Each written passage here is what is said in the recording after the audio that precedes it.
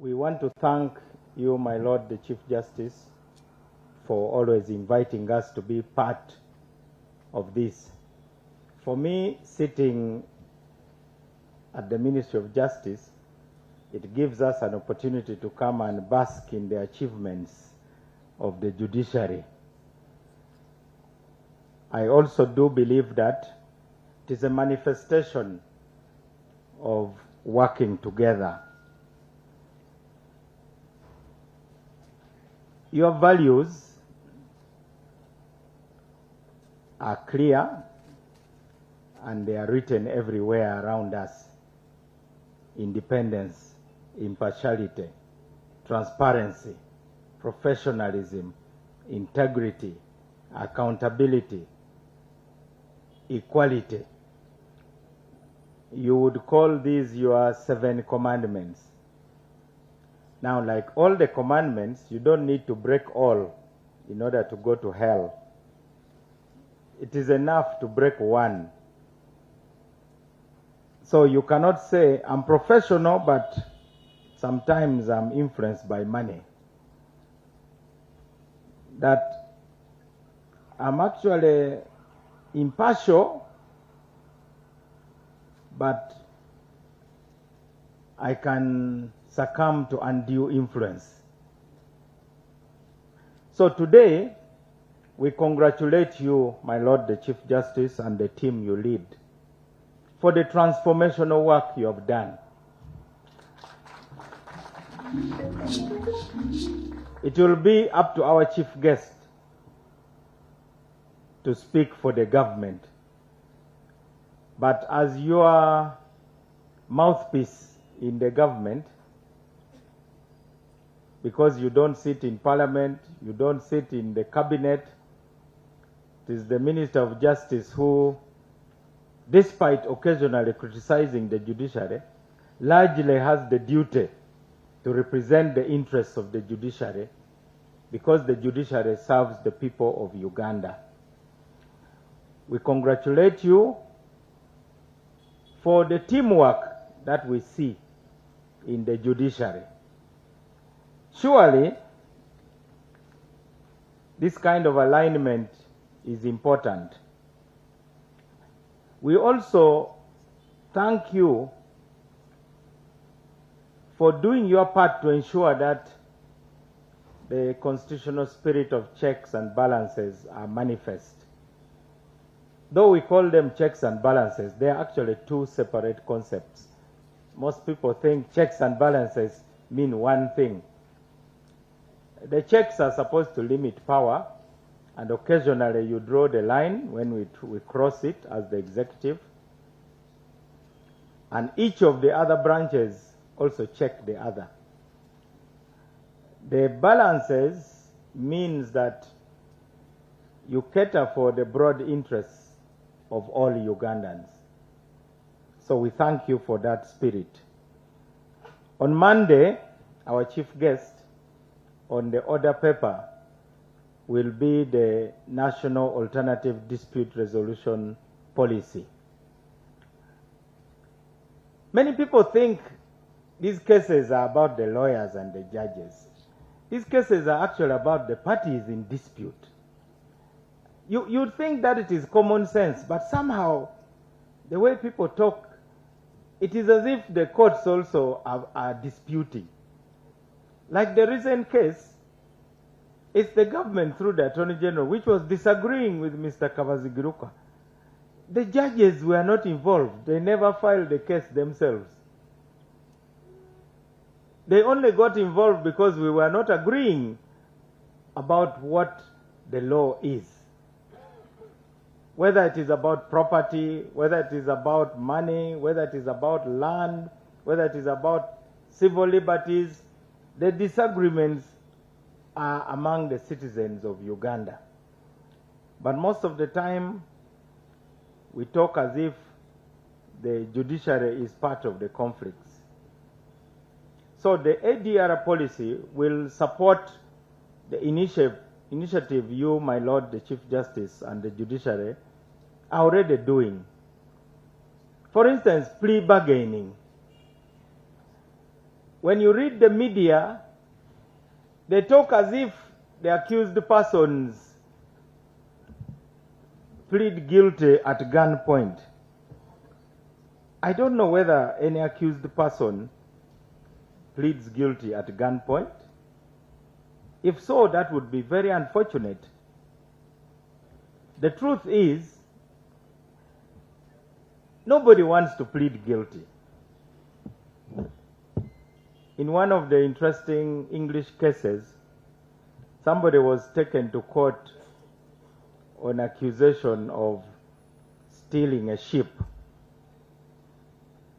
And the counsel for the defense, as all lawyers try, to plead very vigilantly for their clients, claimed that the ship whose bones were found in the defendant's compound had fatally injured itself by rubbing its neck on a sharp rock.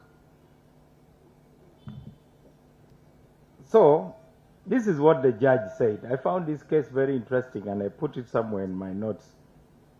The judge said, that is a very plausible suggestion to start with. But having commenced your line of defense on that ground, you must continue with it and carry it to the finish. And to do this, you must show that not only did this ship commit suicide, but that it skinned itself and then buried its body, or what was left of it, after giving a portion to the prisoner to eat in the prisoner's garden, and covered itself up in its own grave. I don't say the jury may not believe you, we shall see. But gentlemen, what do you say? Is the ship or the prisoner guilty? These are the interesting scenes we see in the criminal division. Even somebody who shouldn't waste court's time will really insist that they are not guilty. And we, the lawyers, obviously are very creative in trying to seek all avenues. So the judiciary, our chief guest, has found a way to say, look, instead of going to jail for 5 years, you can actually get 2. Instead of going to jail for 2 years, you may be asked to do community service. You remember the famous case of KCCA where the late Honorable Abiriga went and relieved himself on the newly painted walls of, I think, the audit department. So he was arrested under the KCCA rules. He pleaded, of course. He said, you know, I'm diabetic and sometimes I cannot hold my bladder. So the court was lenient and they gave him a sentence of a fine. But if he had insisted, things would have been worse. This, in my view, is the way to empty the prisons. Luzira is overcrowded. We have 4 times the people we should be keeping there. Before coming here, I had a conversation with the Minister of Internal Affairs. And he told me that he hopes to persuade government to actually relocate Luzira prison so that we have a bigger facility on larger land.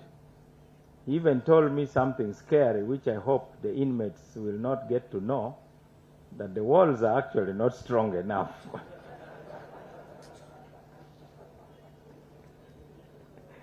So, if you have a knife and you have a lot of time, you can easily scratch your way in the course of 1 year to freedom. Definitely, this is worrying. Through the government policy of rationalization, the Center for Alternative Dispute Resolution is now coming to the Ministry of Justice as a department. I've asked the Attorney General to make sure that we recruit someone at the rank of a commissioner so that those who are involved in arbitration and mediation actually have the requisite skills. Parliament has already reallocated the funds that had been budgeted for those rationalized agencies to go to the line ministries. We also hope to make some changes in the law to increase the jurisdiction of chief magistrates and other magistrates' courts.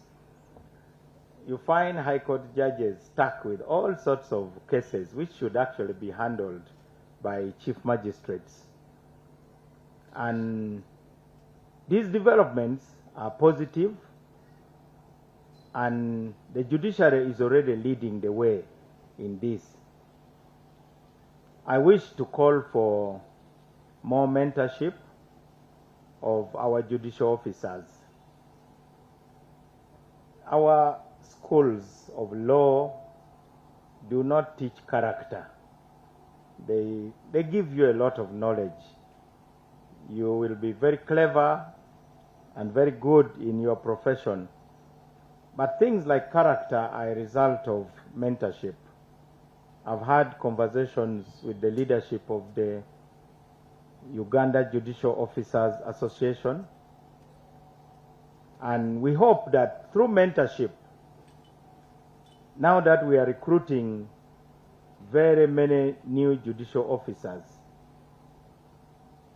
it is important that the senior judicial officers start mentoring the new people who are coming.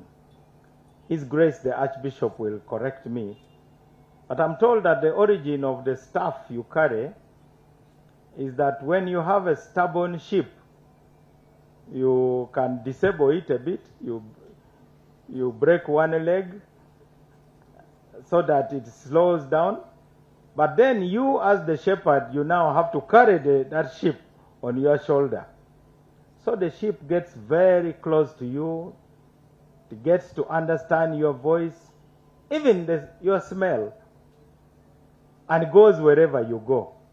Of course, the sheep will heal, but when it goes, it may actually be probably the best sheep ever, almost like St. Peter, because St. Peter was not as straightforward as you remember in the Bible.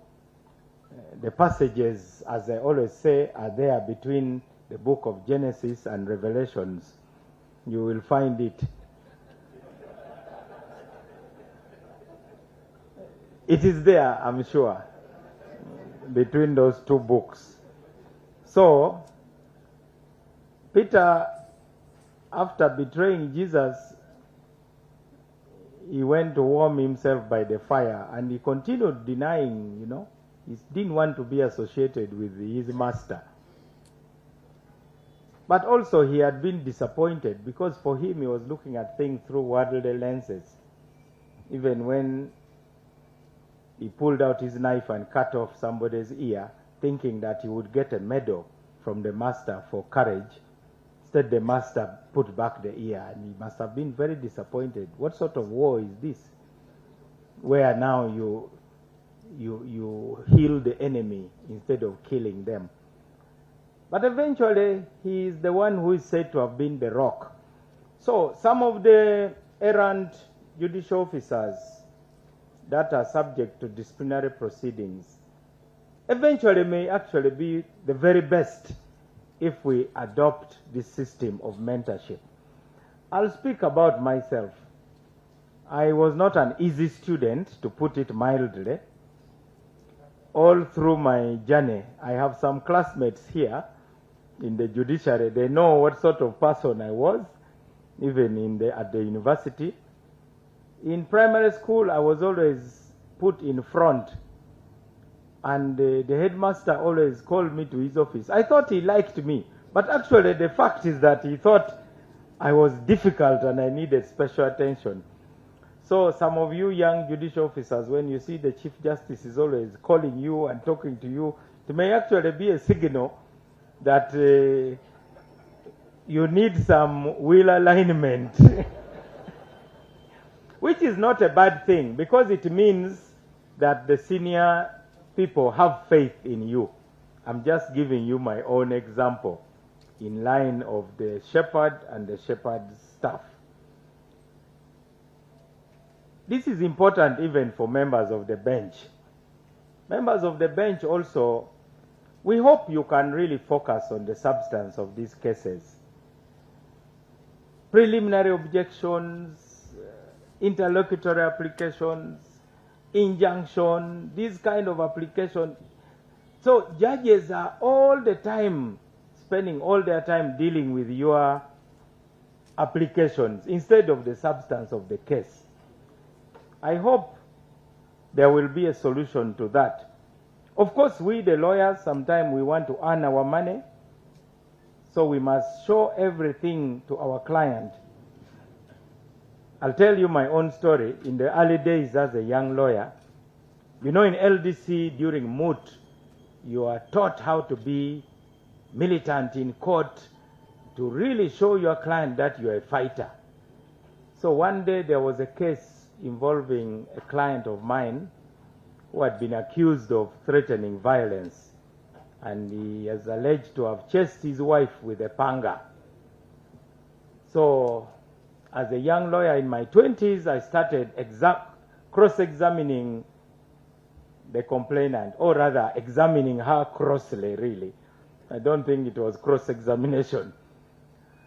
I asked her, so what time was this incident? She said it was around 7 p.m. So it was dark. Yes. And then, as usual with young lawyers, I put it to you that you're a liar because there's no way you would have seen any panga. And then the lady rubbishes me by saying to the judge, my lord, it is the lawyer who is a liar because he wasn't there.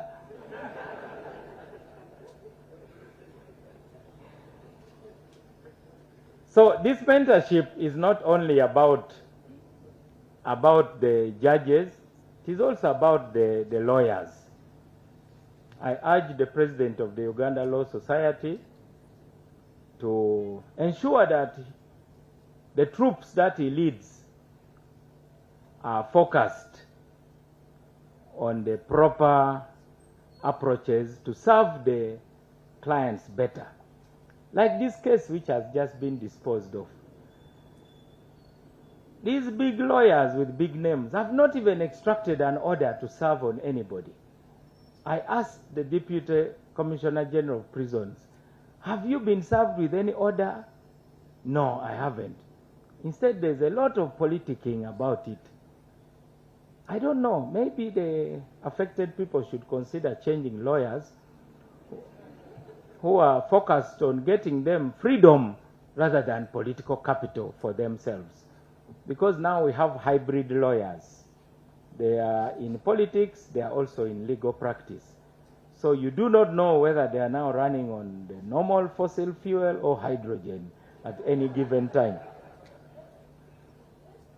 This I have to say very plainly, because if I'm a lawyer, I'll first get my client out, then do the politics. And indeed, the liberty of citizens is paramount, and we urge the judiciary as much as possible to always make cases that do with the liberty of citizens a priority. So for instance, if there's a bail application, it should be heard first. Every other thing should be put aside to make way to handle the question of a citizen's liberty. I congratulate those who are promoted, and I understand it was God's work, but on earth God works through human beings. The Judicial Service Commission, who did all the interviews, the president, who has to make the difficult decision of out of the long list to make the appointments, and then the candidates who stepped forward. The judiciary is now very attractive, our guest of honor. The pay is very good. During the celebration of the Uganda Judicial Officers Association, I arrived late, and I cracked a joke that I had been busy trying to prepare my CV and application for the post of Deputy Chief Justice, which of course was a joke. The post has now been taken.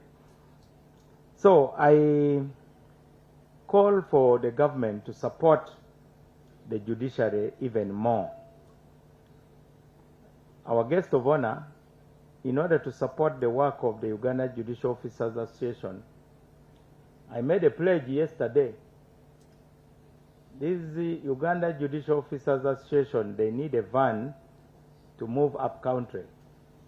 Our chief guest, some of our judicial officers at the rank of magistrates are small gods in their jurisdictions. They wield power.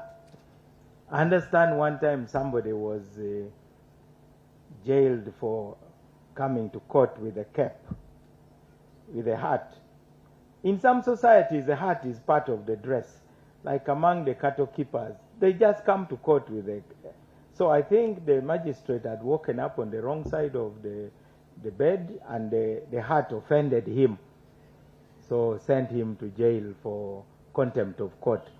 So they really need mentorship. So now that you are here, I now request you to make real that pledge, so that the Uganda Judicial Officers Association can get their van. It will also make me look powerful. Now they know. They'll now know that our minister, when he pledges something for us, it really comes.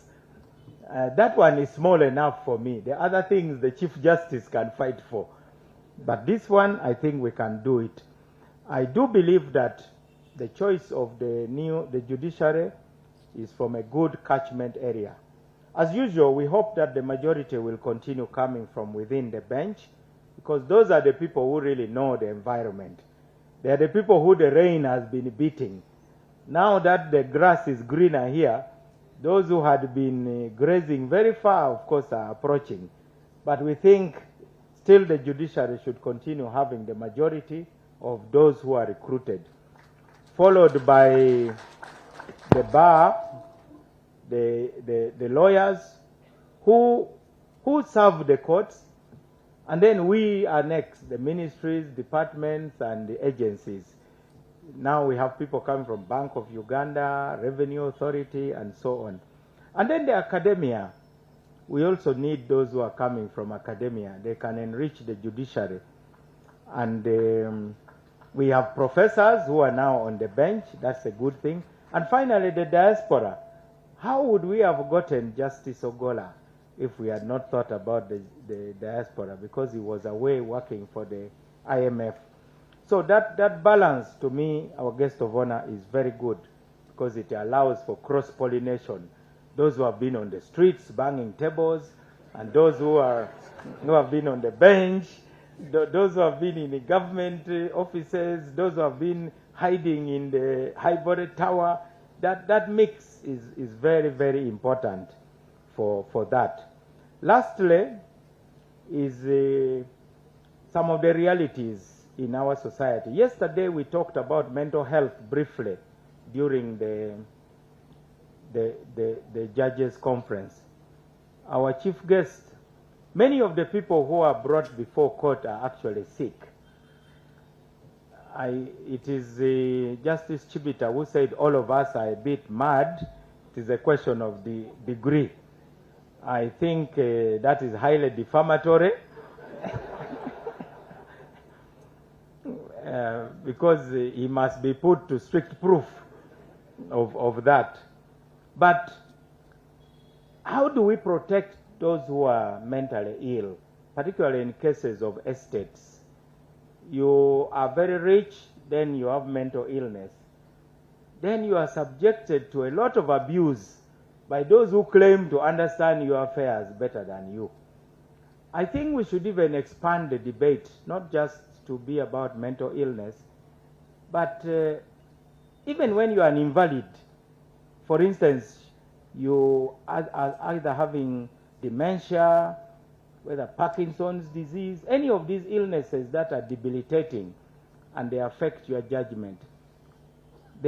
All of you know about the disputes in one of the famous families where I think somebody is incapable of making decisions, and the matter is dragging on and on and on. I understand the estate is being gutted, and so on. So this is again where the judiciary should step in to declare what the law should be. If tomorrow I have forgotten everything, my head is empty, I'm on a wheelchair, I can't talk, I have to be fed, and then those who are part of my family are selling my property and so on, and how can the judiciary protect me? So you have given us homework. I think it is also our duty to give you homework, that there are other frontiers where the judiciary needs to go to ensure justice. You have done many things, like the recent one, and I'm glad the Office of the Attorney General came as and admitted. We are used to licking our wounds whenever we are injured in court. We always heal and we come back. So I hope that mentally ill people and those who suffer from debilitating conditions will also be protected by the judiciary, because this other case, I understand they have now gone to appeal to the president. Why should they go to the president? The president has enough problems, Congo, M23, and so on. He's a busy man. Let the judiciary do its job. Once again, let me thank the judiciary for this curtain raiser event. Let me congratulate the members of the bar, particularly the president, our president. I'm, by the way, a member of the Uganda Law Society since 1994. We had had threats that you were not going to come. You don't know how happy I was to see you. And I thank you for leading the troops here. These disagreements are healthy. And for me, my only disagreement with you is that you never went to Namilyango, you went to Kisubi. But that is a rivalry which is historical. So we thank you most sincerely. The bar is the voice of the population. If you hadn't come, we would have missed a lot, and this occasion would have proceeded with a huge discount on it. So, as usual, it is my duty to invite the next speaker, who, by the way, across the Nile is also my big brother and an elder. So, in matters of protocol, I'll never catch up with him, even if I became president. He will still be summoning me. That one, there is no negotiation over it. My Lord, the Honorable the Chief Justice, it's now my honor to invite you to address us, my Lord.